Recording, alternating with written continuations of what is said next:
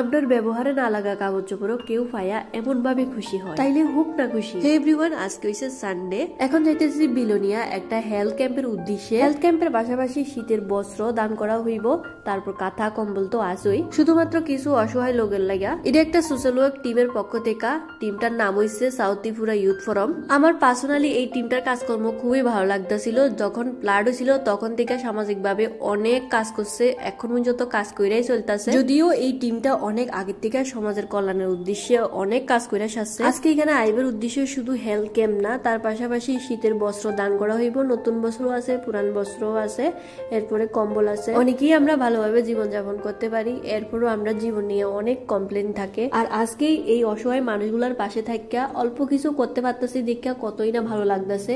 জীবনে আমরা কতই না সুখে আছি, এরপরও আমরা জীবনের লইয়া কত কমপ্লেন করি। আর কেউ আছে সামান্যটুকু পাইও সন্তুষ্ট থাকে।